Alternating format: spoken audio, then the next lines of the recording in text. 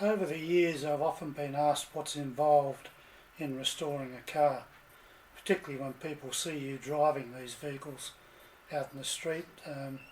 It's very hard to convey what is actually involved in taking something that's been perhaps not usable for many years and get it back on the road. So in 2015 I decided to actually chronicle a full restoration, and that's what the Daimler Consort was to be, a full chronicle. Now I've produced 92 videos to date covering all parts of the restoration. The restoration process, particularly the parts that I undertake, which is most of the vehicle, except for machining and so on. But everything else I've worked on the basis that I can do it here in my own home workshop. I've decided not to get this vehicle up to a running stage, and that's because I already have 4 other vehicles to maintain. I didn't want 5 vehicles, and I also have another major restoration to complete. So I won't actually complete the final pieces of this restoration until that restoration is finished. Having said that, this is 98% complete. Only a few things to go: exhaust, cooling system, and actually starting the motor. So there's not a lot to do to finish it. And of course new tyres and so on, which I haven't bothered with at this stage. This vehicle was a complete basket case when I started. Basket case, that means it was stripped, all the pieces in boxes and so on. So it makes it a little bit harder when a vehicle's in that state, but I had all the pieces, so that was an advantage. This vehicle was destined for scrap eventually. It's very hard to find someone that would actually take it on and restore it. Certainly it doesn't have sufficient value to have it professionally restored. That's just uneconomic. It would cost you, well, don't know what the cost would be, but enormous cost to get the vehicle that I started with completely restored. However, you can restore them in a home workshop, and I think I've proved by these videos and the end result that that is achievable. Certainly you may need to contract out machining, engine parts and so on, but most of the restoration involves repairing bodies, upholstery and so on. That you can do, providing you have the skills or learn the skills. I'll now show some photos I have of the vehicle when I started.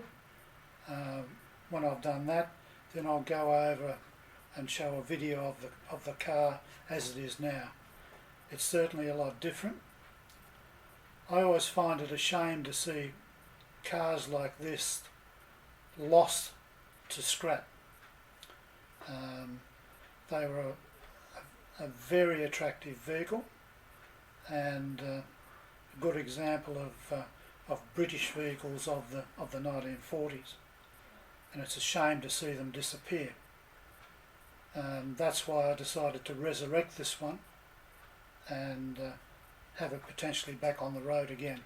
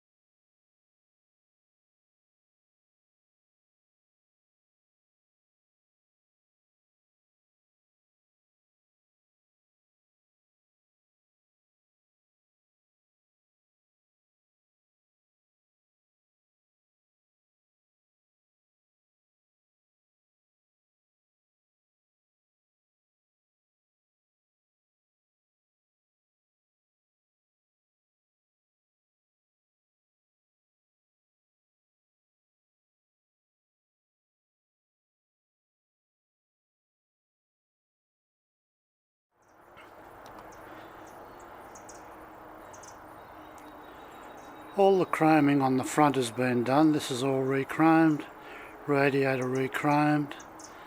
The lights are original, they haven't been refurbished at all. The radiator grill there, that was all pulled out and refurbished, so that's okay. I put driving lights on. They weren't original, so that's an addition, and you can see the small indicators on the front. They're the same design on the rear, so it actually has turn indicators as well as semaphores, as I've mentioned.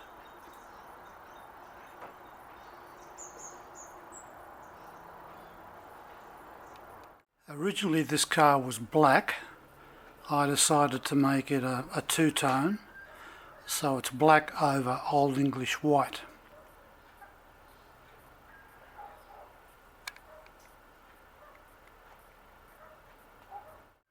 The interior has been completely redone. The door cards, I had to make new ones. They're covered in vinyl. The timber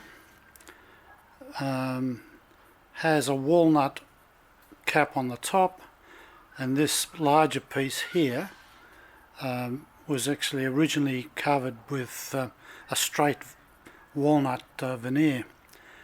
I've changed the veneer in the car to a burl walnut. Now, when I put this veneer on, I've matched the veneer, so the pattern on the veneer on the driver's door is the same pattern on the passenger door, and the same with the rear. So I've matched passenger side to driver side.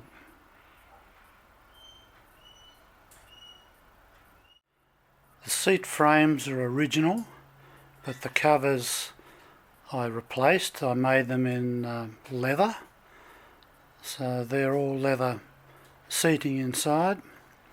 Carpets have all been cut and replaced.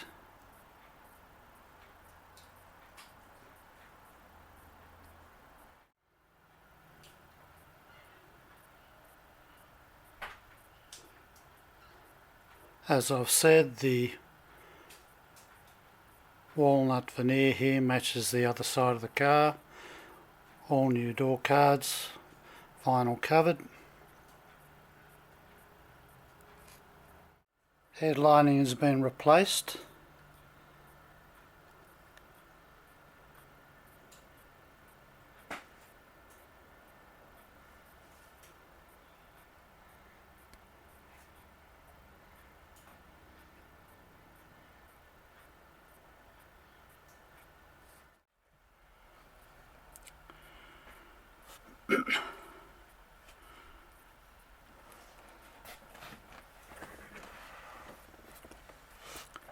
The top of the dashboard there has been refurbished, that's walnut,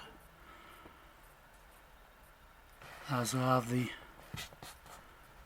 sides going up there. The veneer on the actual dash itself and the glove box is burl walnut, and it's book matched left to right, so basically from the centre of the dash it's a mirror image left to right.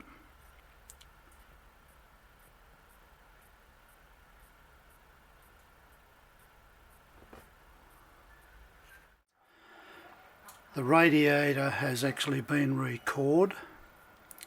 The engine itself, it's got new pistons, the bearings have been re-poured, so that's okay. The head was checked, everything else has been assembled.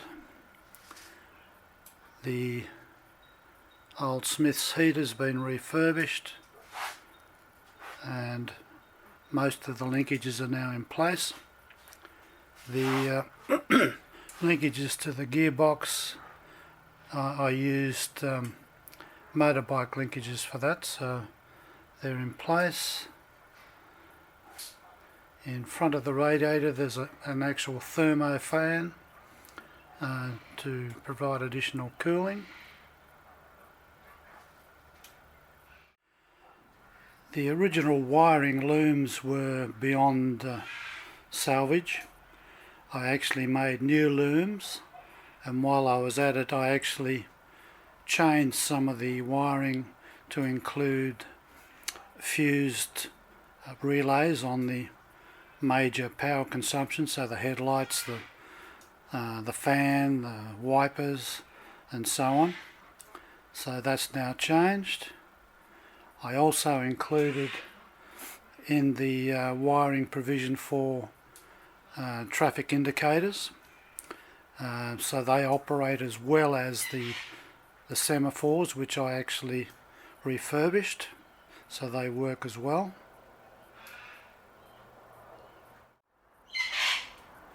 Ten years ago I stood in this very position saying that I would show how to restore this vehicle.